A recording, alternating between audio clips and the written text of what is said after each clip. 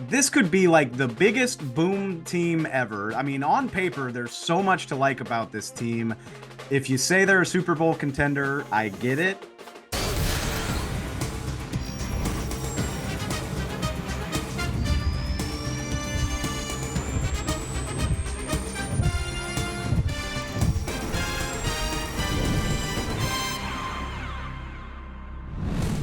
Welcome into the NFL on Fox podcast. I'm Dave Helman, and we are ringing in our 100th episode.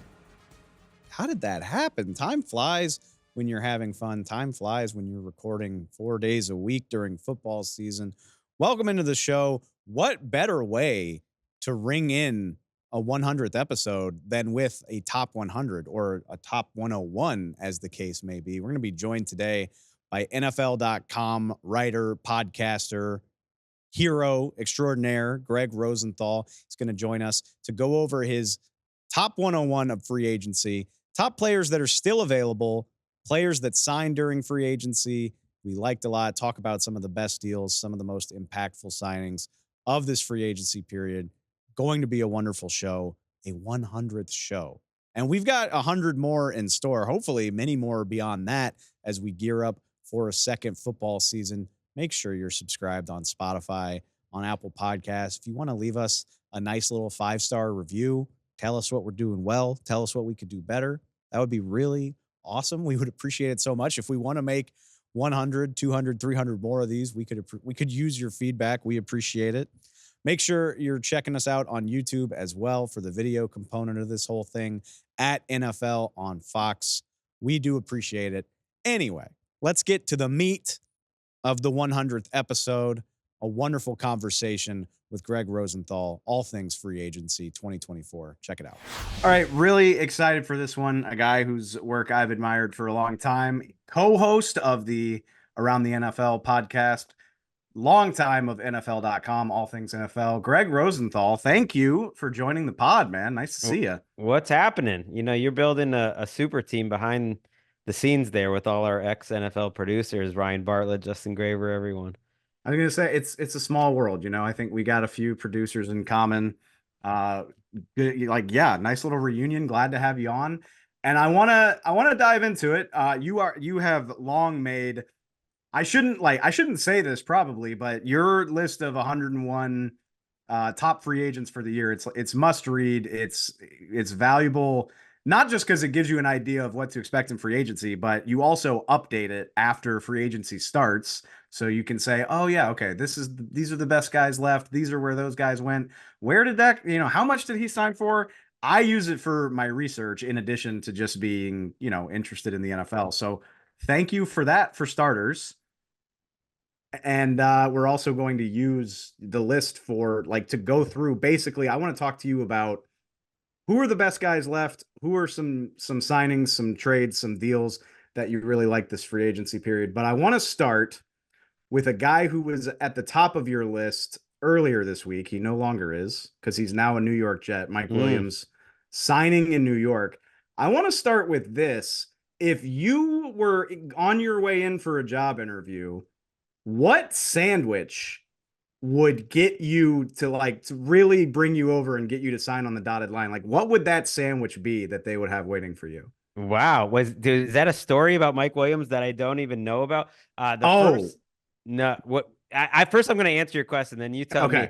Okay. Well, there's this cheese shop right near me in Santa Monica that just, if you have great bread, it's a great sandwich, and they have great bread. It's already pre-made. It's like a salmon sandwich, a salmon sub. But I like the prosciutto there. Like, it's really about the bread. Bread is so important. No, okay. I'm happy to be telling you this. So an enterprising New York Jets fan sent a pork roll to the Jets facility on Tuesday morning. And 3 hours later, Mike Williams ate it as he signed his contract, and they posted it all over social media. It's like the breakfast sandwich that shook New York City. It's one of the funnier stories I've seen in a minute. For me, I just think anything any hero sub, if it's an Italian, or preferably if it is you're in Santa Monica. Yeah.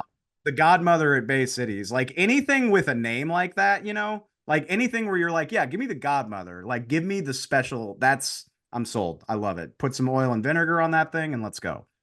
Yeah, there's some other bakery here. It's all about the bread, and that's, I'm sure, a big reason why Mike Williams signed there. I like when, in the introductory press conferences, the players always mention all the reasons that they signed for a team other than the team offered me the most amount of money, which, usually figures to be a pretty big factor.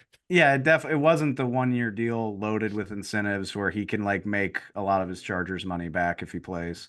I think though for him, I don't know if he got many offers where it was, multi years guaranteed money.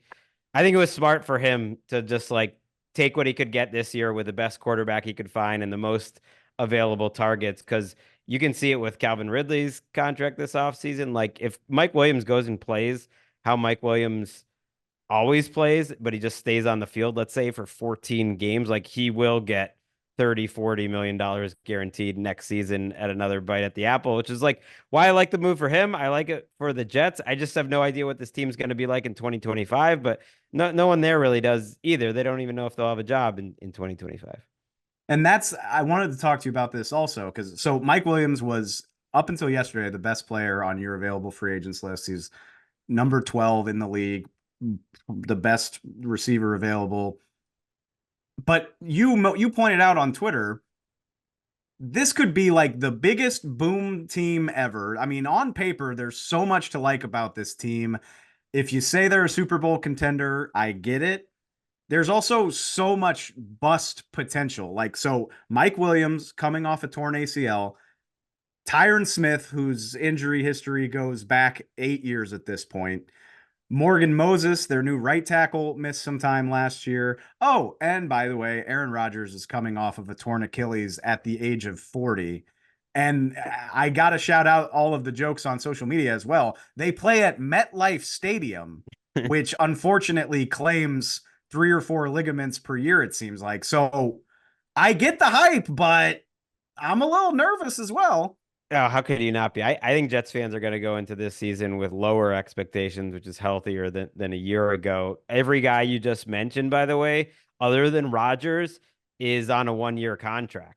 So it's like even in a good scenario where it goes well, next off season is going to be crazy. But it does make sense to me to lean into it, which is what I wrote because if the coach and the GM aren't going to be back next year, if this team doesn't win, let's say 10 or 11 games, then I'm okay with it kind of being 1 year deals for everyone. The whole organization is basically a 1 year deal.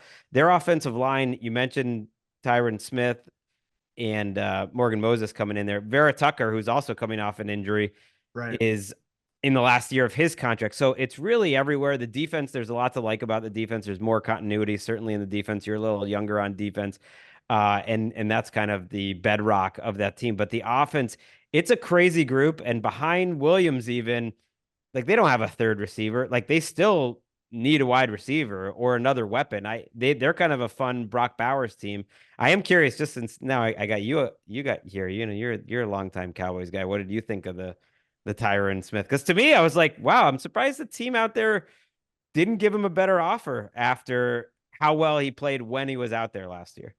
I completely agree. I thought Tyron was going to be able to get at least somewhere, at least 10, maybe as much as like 14 million a year. And maybe some of that would be incentive heavy. But the fact that the Jets got him for a 6.5 year million guarantee is, I think it's really incredible. And also, not to go off on a Cowboys tangent because I've been doing that a lot, but I fail to understand how the Cowboys didn't think that was worth it. Because remember, at the combine, the news came out and it was just like, this isn't going to work. We're not going to be able to get Tyron back. And I was like, oh, well, Tyron must be thinking he's going to get 15, 16 million a year. And if that's true, then yeah, maybe the Cowboys are right not to go, bidding on it. But 6.5 in guarantees, and if he makes the 20 million, it's because he played like every single snap. I don't really understand what the Cowboys are doing. And I mean, look, you can't guarantee Tyron Smith is going to be healthy because he hasn't been since 2015. But if the Jets get even 10 games out of him playing at the level that he was playing last year, it's well worth the money that they're spending. Like, I don't see the downside for New York, and I don't understand why the Cowboys didn't think that was worth it. Right. And like guys like Jonah Williams got 15 million a year from the Cardinals. Exactly. There was a lot of crazy offensive line contracts and then him not getting. I bet he did expect or want that money, and there was probably some feelings hurt in Dallas, and just no one was offering it. And this free agency period more than any other. And it's always like this, but it's just gotten even accelerated. You mentioned the top 101 list. Like, yeah, Mike Williams was number 12 once he got cut on the list that like stopped updating, on Monday. But like from the original list, the top 20 was gone by Tuesday. Literally, Right. the original top 20 was gone. And I think we're at a point now, even it's only 8 days later. I think there's only one from my top 30 that are still there, like 3 or 4 from the top 50. The NFL now like moves faster than ever, while baseball, like, big time players are getting signed like a week before the season started. I swear, I'm not going to hijack this and turn it into a Cowboys thing, but you do hear, like, in Dallas, people will be like, oh, just wait for the next wave of free agency. Like, they don't need to spend all that money. I'm like, you're right. But now in 2024, the next wave is like Wednesday morning. Like, it doesn't go by the week like it used to. It goes over the course of like 72 hours. True. And to be fair, there are a decent amount of players from 50 to 100 and even beyond. I thought the list was deeper. There's more 1 year contracts in the NFL than ever. So I think there's better free agents than ever. Even the list from 100 to 150.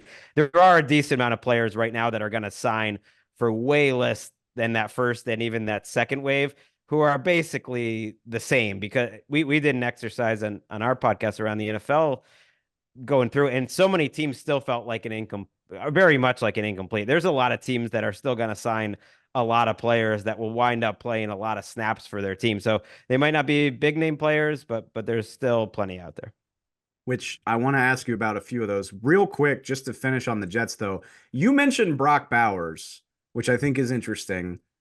I'm fascinated by what the Jets think of what they have, because they have now extremely aggressively hit like the two big needs that all of us in the media talk about. They have two tackles and they at least have a second receiver. They do need another pass catcher, but they're in a better spot than they were. Sitting at number 10 in the draft order, what do you think is more important to them? I think the tackle position would still be more important if I was Joe Douglas. He came in talking about it's all about the offensive line. We're going to get a great offensive line. And then here he is in year 4 or 5, and he had to replace, 3 offensive linemen going into this offseason. So he didn't do a very good job at what he said was job 1A. And those two guys on the tackle, they're 1 year solutions. They're older. And they're probably one or both of them are going to be hurt. So to me, everything being equal, and just the way the board will probably fall, I wouldn't be surprised if they annoy everyone and still take another tackle, because the top 3 wide receivers, there's a good chance they're all off the board by then anyways. And I think they could see like we can get a decent receiver in the second round, or tight end. But taking Brock Bowers 10 would be the spiciest and the most fun, at least.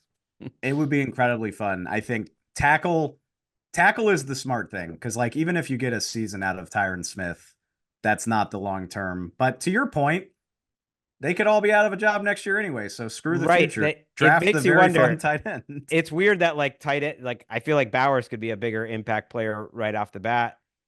Everyone always says it's my least favorite cliche on draft weekend. They're like, "Oh yeah, he's a plug. You plug him in, and he'll start for your team for 10 years." They always say that about tackles. Like, you look at the top tackles who've been taken over the last 4 years, like half of them have not worked out well. Mekhi Becton, for the Jets being one of them. Evan Neal, the Panthers have struggled to, like, they don't all work either. So the receivers actually, for the most part, have been safer bets in the first and second rounds in the tackle. So if Roma Dunze, for instance, fell that far, that definitely would be something I would want to do. Sign me. Just push the chips in, Jets. Like, who knows what it's going to look like next year, even if you're good. So just go for the gusto. It's been a long time. All right. As I mentioned, the other thing I wanted to talk to you about is the rest of your free agency list. And to your point, and I get that it's changed dramatically in the time since the league year started, but there's still quite a few interesting names available and quite a few guys who could sign this month or after the draft or during training camp. I'm curious for your thoughts. I have a few. I'm curious for your thoughts on some guys that are still available that either you're excited to see where they go, you're surprised that they're still available. I mean, if you're a team looking for some value here, is there anybody that stands out? Yeah, well, Stephon Gilmore from the Cowboys is the highest guy on my list, and part Mm. of the reason why he was high, I think he was, you know, 16th on the list that went out when the league year started. He was, somewhere in the 20s initially. Those have been the best values in free agency lately. Is 32, 33-year-old guys, maybe 31 if you're a defensive lineman that just signed like 1 year $8 million contracts. I'd put Gilmore in that category. He was a little more than that for the Cowboys last year. Like he was an incredible value last year. Like Yep.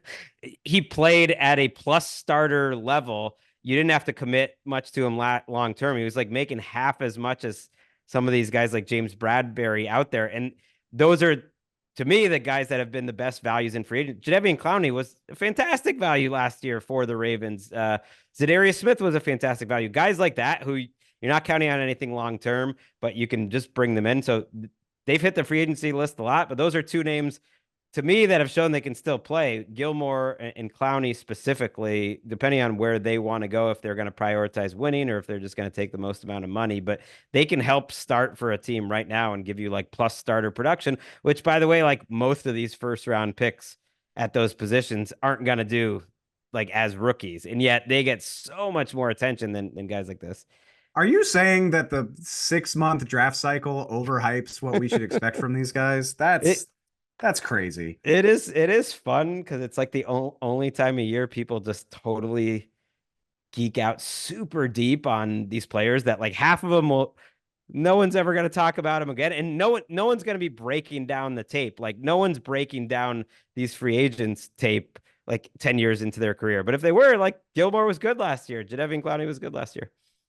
I looked this up. Jadeveon Clowney in particular interests me, and it always seems like he has never been a guy to agree to a deal at this time of year. Like the earliest he's ever done it since he got done with his rookie contract was mid-April, which is a month after the league year. But recently, as he's gotten older, he's signing deals in mid-May, mid-August. He signed when he was with Tennessee for a minute. He signed like a week before the season started, or maybe less than that. I love the idea of a guy having that much leverage where he's like, yeah, I'm gonna wait and see who you draft and see like what my path to playing time is and how much more desperate you might get to pay me if you don't get the draft pick that you like. And I'll see y'all in August. Like I love when a guy has that kind of confidence in his market and his abilities. Right. And he always gets more than you think that he's going to in the long run. Like he doesn't get as much as he probably was hoping, but that's a man that's made a lot of money in his life too and can wait and take that risk. Justin Houston was another guy like that. He would always sign in August, but still get like $8 million. There's a handful. I don't know. There aren't many big paydays out there. Justin Simmons, I mean, he's a safety, so I don't think he's going to be a big payday, but to me, he could be a difference maker and certainly a big name, a guy who's young enough and has made an all pro team before, but there aren't too many like huge contracts out there, which makes me wonder, like, what's with all this cap space? Like, way too many teams have way too much cap space. It always kind of blows my mind. Rolling it forward as they like to say. Are you at all? I'm a little surprised by Simmons in particular. Me You know, too. he's an all pro in Denver. I know I mean, he's 30, but safeties play at a high level, like well into their 30s if they're that good. I mean, Micah Hyde and Jordan Poyer are a perfect example of that, just getting released in Buffalo. Like, I would have no problem signing Justin Simmons to a multi-year deal if I had the room for it and I needed a safety. So I don't really get why he's still available. Yeah, I think there was some thought maybe his coverage abilities went down a little bit last year, and he was always a guy that could do everything, that could make your big splash plays, but he's not going to hurt you in coverage. Like once that declines, is he going to get a lot of money? Maybe he's just a little disappointing at his market, but I looked at a couple teams that could use a safety. I mean, the Lions have done a lot of work in their secondary. He would be a nice fit, I think, there. The Bills quietly need a safety. You just mentioned the two that they lost. They've kind of carved out a little bit of cap space, and that might be sort of a move that they could look at as a win now type of team once his price comes down. That would be fun. And then the Colts, who haven't like refused to sign anyone outside of their organization, they certainly need a safety too. What do you make of two names jump out to me?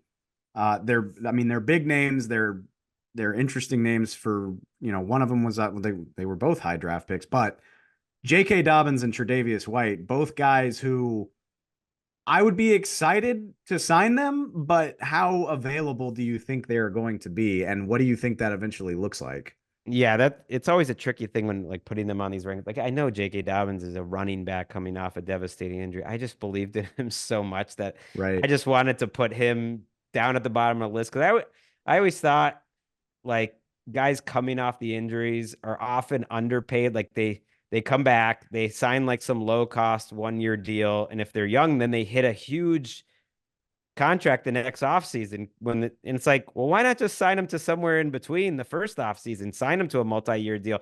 It's a little different at running back, but Dobbins has so much potential. I hope he lands in a good spot. Like returning to Baltimore wouldn't be that crazy. They could use running back depth behind Derrick Henry. Tre'Davious White coming off an injury like that. Was it the Rams that he was visiting with?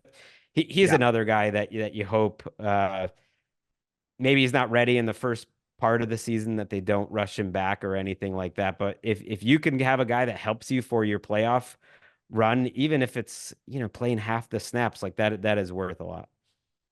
Tre'Davious White, actually a little older than I thought he was, but still Mhm. 29 years old. I mean, yeah, I don't know. I don't know what type of deal that gets you, but like if he could be available for the second half of the season, I could see He's not a going to get team. much. The cornerbacks in general, there were almost none available. That it was the hardest position out there. Like none. Am I wrong? Who got paid? No one got paid. Like I that. mean, until not on any sort of like major level. And then I mean, I guess L'Jarius Sneed getting franchise tag money. uh, Oh, and Chidobe Awuzie. Thank you right, to which resident Titans fan Justin Graver. right, and like that was, I guess, like that's a guy who was coming off a torn ACL who didn't play that well for the Bengals last year. It's just it's hard to find cornerbacks in free agency. That said, like Steven Nelson can play for you. Christian Fulton had moments earlier in his career for the Titans and is young at least. Like there are some flyers out there. Adoree Jackson's had moments in his career, but yeah, it's one of those positions that it feels like every team needs cornerbacks and no one's happy with the ones that are out there. I'm certainly not questioning your rankings at all. I mean, like I said, I think it's wonderful, but a Please guy do. way a guy way down at the bottom of the list really intrigues me. I'm not saying he's an all pro, but Ahkello Witherspoon started every game for the Rams last year. And if you turned on the Rams, you saw the other team targeting him like down after down after down. And for the most part, he held his own. Like he had, I got it written down here. What he had like 14 pass breakups and 3 picks last year. Like I thought he played good football.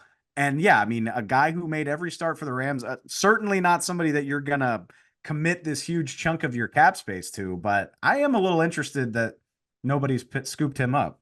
Yeah, I'm surprised by that. I actually thought I was being optimistic, even putting him on that list. I don't know if he was getting a lot of note, but again, those are the types of guys in free agency where teams, you mentioned the Cowboys, but there's plenty out there where fan bases are unhappy that they haven't made enough moves outside of the org, the Patriots, the Colts, whoever it is.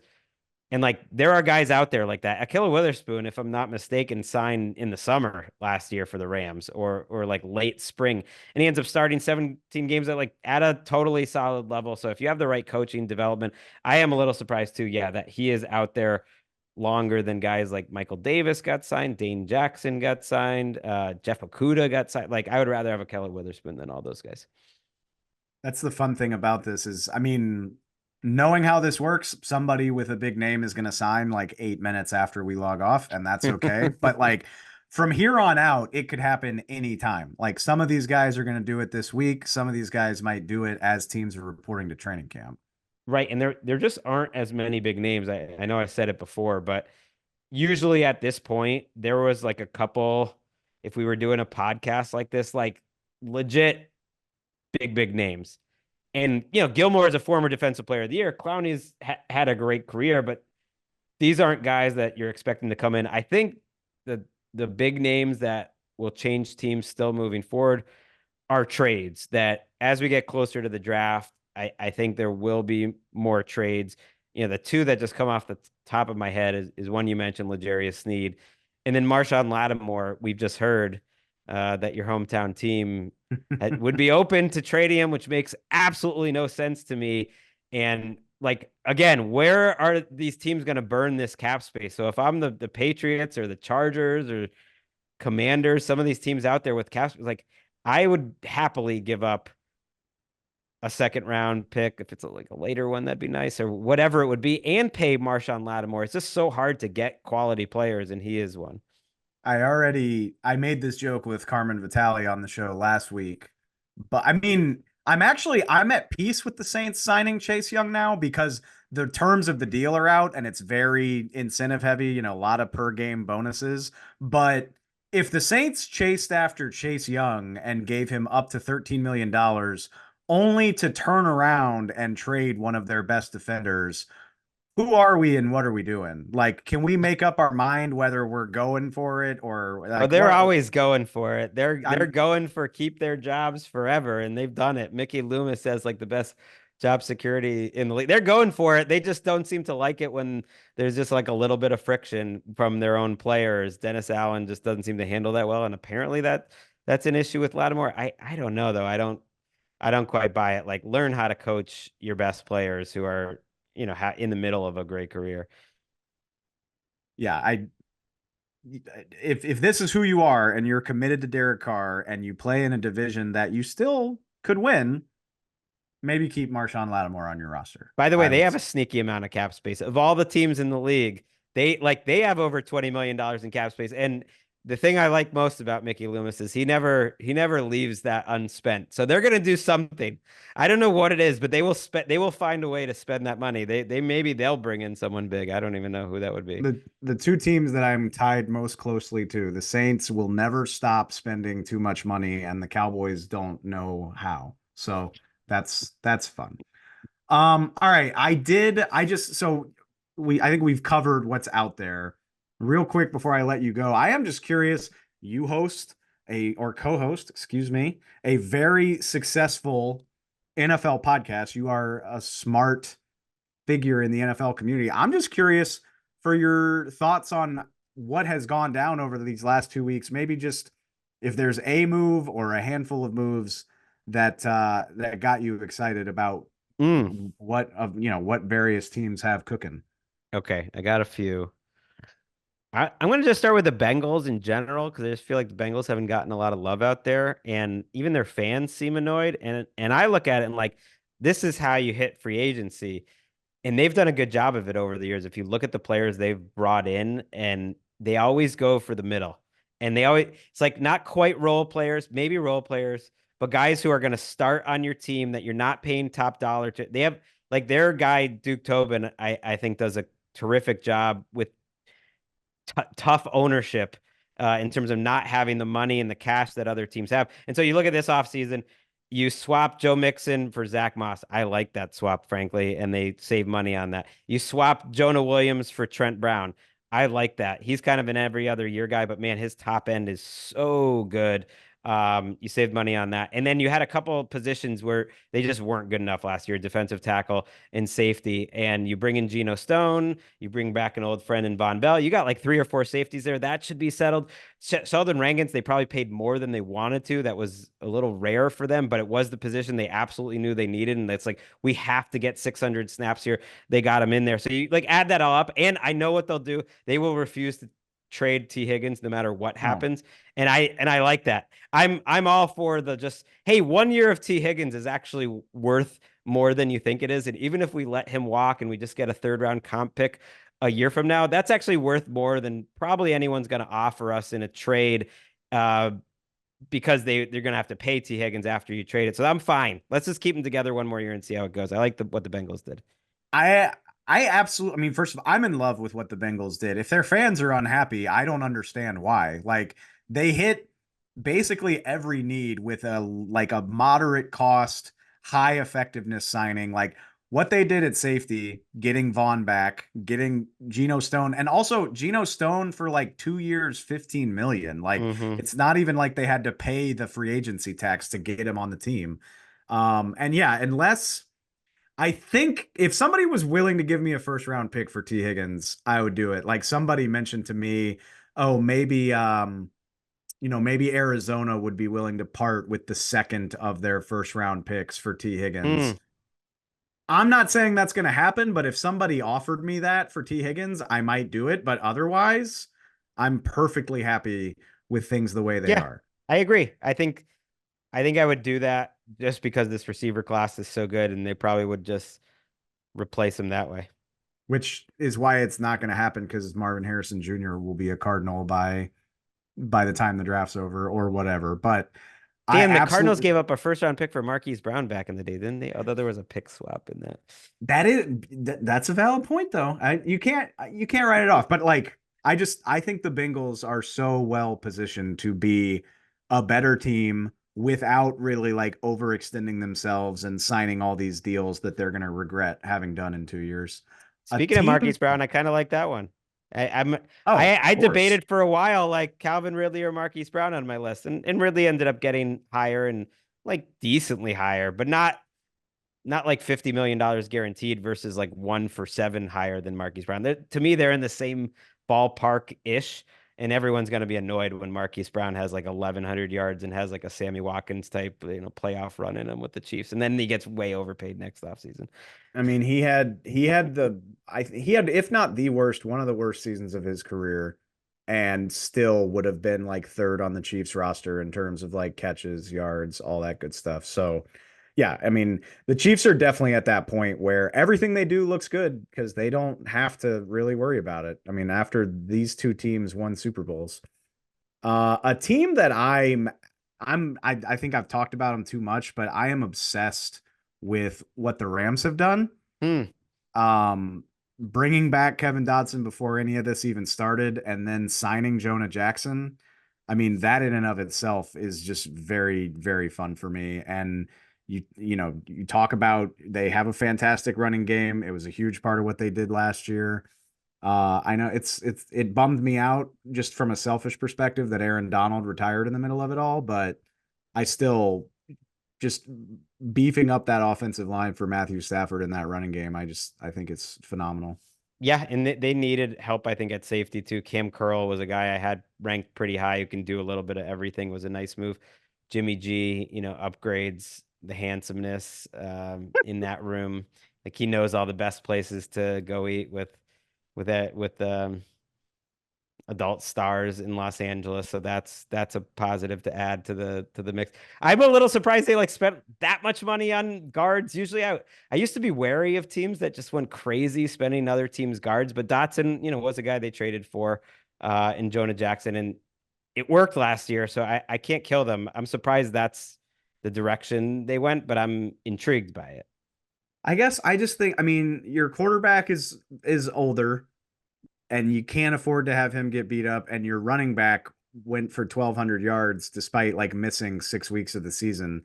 I love the idea, like just beef up what you already do well. I mean, I'm sure they'll add to the skill positions in the draft, but I mean, that offense was already so much fun, and it should be better based on just those two moves, in my opinion.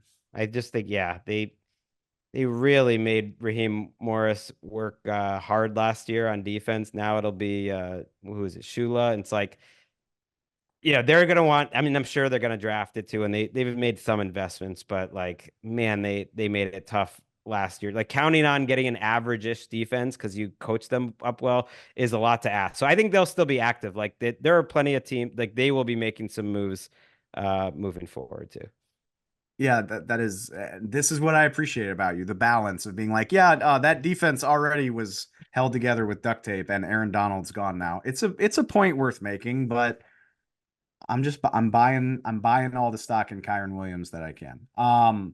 Speaking of which, and I mean this so sincerely, Greg, like you're not easily impressed, which is what makes you a valuable person to talk to about this. So, I mean, like Kirk Cousins is going to be the storyline. I get it. And that's interesting. But beyond that, what do you make of what they've done for him in terms Mm. of, they get Darnell Mooney, even having Rondell Moore as like the fifth or sixth option in their offense sounds very intriguing to me. But do you buy that it will be as good as it looks on paper?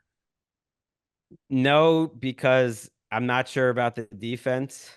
Like the defense was 24th, 25th, I think, in pressures last year. They're pretty below average all around on defense. And like they have no, like they would be 30th, 31st, 32nd in terms of edge rushing talent. So I guess I don't quite see the vision there on defense. It's a lot of changes. It's a guy coming off a torn Achilles. I like the Mooney move, and I like the Cousins move. You got to try. I mean, Mooney's a Tulane grad, so I'm always rooting, like Roll myself, wave. always rooting for him. But I don't see them as like head and shoulders above the rest of that division, at least, in terms of the Saints and the Bucks. To me, they're all, kind of three teams that are in the middle that who had really easy schedules last year, and that helped make them look a little better than they really were. Which on the flip side of that, it reminds me, and I mean, that's where Darnell Mooney came from. So that's probably where my brain went. And I mean, we've never seen the guy play. I get it. But how do you rate the job that the Bears have done for Caleb Williams? Like Keenan Allen for a fourth, very exciting in my opinion. DeAndre Swift getting the contract that he got, I don't necessarily understand it, but I'm sure it'll look fine once they start playing football. Yeah, I think they've done a good job. I worry a little bit about the offensive line. I always worry, um, when there's a lack of continuity, and they, for the most part, have continuity, but their offensive line looks okay.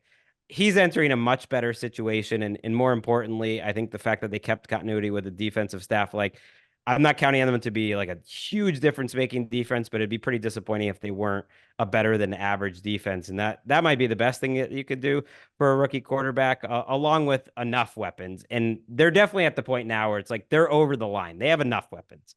Like they're not gonna be, and I wouldn't be surprised if they add another one in the draft with one of their first, two picks.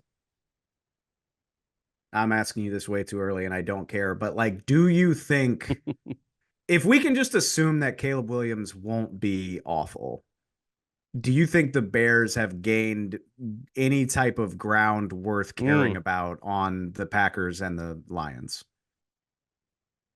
yeah, yeah. Because I think Fields was playing at an okay level. Can you expect a rookie quarterback to be above that level? Someone as exciting as Caleb Williams? I think so. The way the situation that he's inheriting, I think it's okay to expect him to play at like a higher level. And they were kind of there by the end of last season. They weren't a great team, but they were squarely in the middle of the NFL by the end of last season, and that was big progress. So yeah, I think they can make up some ground. One last thing I would love your opinion on before we let you go. I mean, honestly, I hate to say it, but I'm bored. I'm bored by the Saquon Barkley thing. Like he's gonna be great. I get it. It's cool. Awesome. Good job, Howie. Cool. What You I'm sound like a interested. Cowboys fan there. Yeah. No. I just my thing with Saquon is just I didn't see the need for it. Like the Eagles have done such a good job of getting good running back production without spending the money on it. And Yeah. it's he's going to be awesome.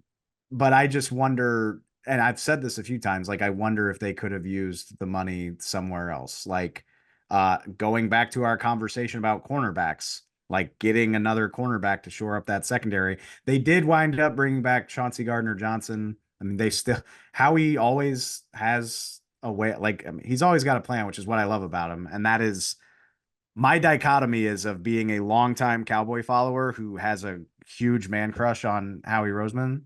It is what it is. But no, the what I wanted to ask you about is not so much Saquon, because I think everybody can see the vision there. Like everybody knows what's going to happen. As long as he's healthy, he should be great. What about the other big signing that they made, which is Bryce Huff? And A, like, what does it mean for their defense? And B, what does it mean for Hassan Reddick? Because I'm just trying to connect dots here. It seems like Bryce Huff left New York for a chance to be more than a rotational end. But if that's the case, the Eagles sure do have a lot of edge rushers hanging out there right now. Yeah, I expect Reddick to get traded. Josh Sweat signed a restructured contract, which locks him in now to the Eagles. And the reports from our guys at NFL Network, and they were all over the place, was that both Reddick and Sweat were essentially available for a trade. Now it's just Reddick again. They clearly didn't get a price that they were excited about before free agency, but I think it'll probably happen during the draft because you're right. They have one too many guys. And Huff might not need to play more than 650 snaps to be worth that money. That's probably the vision they have of him. I don't know if they promised him a crazy, they just see him and they have a good track record of finding these guys that are just pass rush demons. I mean, Brandon Graham is still on that team, and I just think of him as such an underrated player. They even Sweat is an underrated player. They identified Reddick. They just have a good history of this that to me, Huff, it makes a lot of sense. And so there's someone I was expecting them to be extremely active this offseason, maybe like the story of the offseason. And I don't know if they quite got there yet. They did sign a lot of my top players. I mean, they signed Bryce Huff, Saquon, and Chauncey Gardner-Johnson, all three of whom I had quite high. So they did sign three pretty top level players. And yet I feel like they've got another bomb to drop around the draft. Maybe it involves Reddick. Maybe it involves like one of their wide receivers and it just like blows everyone's mind. I mean, I think he's got a vision for building his team, but I think he cares about us too. Like Howie Roseman wants us to have shit to talk about. And it's great. And how smart does it look to, I mean, like Bryce Huff I think he got 3 years, 51 million, but when you look at it, it's not some crazy deal that's going to cripple them for years to come. And now you have a big time trade piece to probably use draft weekend in Hassan Reddick, who's only got a year left on his deal anyway. Like, I deeply admire the way the guy is usually 2 steps ahead of most teams. Right. And they make mistakes. That James Bradbury contract Absolutely killed them last year. They wish they could get out of it. They actually essentially admitted they made a mistake because they gave the money they were going to give to Chauncey Gardner-Johnson when he didn't take their initial offers to James Bradbury. And he's guaranteed so much money. He's still on the roster, even though he was a kind of a fiasco last year. So they held on to that defense like a little too long. But they always pivot quickly, which is what I liked, what the Patriots used to do back in the day. It's like they made just as many mistakes as other teams, but they usually pivoted quicker than other teams off of those mistakes and at least took more swings. And the Howie is never afraid to just like keep taking swings. Swing away. And yeah, I mean, if you screw it up, you fix it later and well, which is what Howie usually does. All right, Gregg Rosenthal, I know you got things to get to. I didn't want to take up too much of your day, but man, this was a lot of fun. I appreciate you coming on. This was fun. Enjoy. I see you a lot on the screen. You're doing a good job. Don't let those other guys, and girls, push you around there. I'm Represent us, humble scribes and whatnot. Fighting for my life with the Fox TV personalities. Absolutely. Gregg, thanks a lot, man. All right. See you, David. Thanks one more time to Gregg for joining us. Thank you to you for supporting us through 100 episodes. If you want us to keep it going, like I said, Spotify, Apple Podcasts, at NFL on Fox Pod, on Instagram, on TikTok, wherever you prefer to get your news. If you wanted to leave us a 5-star review, I will keep humbly asking you to do that as directed. You know where to find us. We appreciate the support so much. Also, keep in mind, March Madness kicked off today. The tournament is underway. Best of luck to your bracket. While you're looking at that, maybe go give an eye on our bracket on our YouTube channel at NFL on Fox. We are doing our own March Madness tournament for NFL head coaches. We will crown the Final Four, the top coach in the land, as we inch closer to the end of the tournament. So make sure you're participating with us. Go give us a vote. We'll start going through the results next week. Looking forward to that. I cannot believe in 100 episodes. But again, we appreciate the support so much. And we'll talk to y'all next week.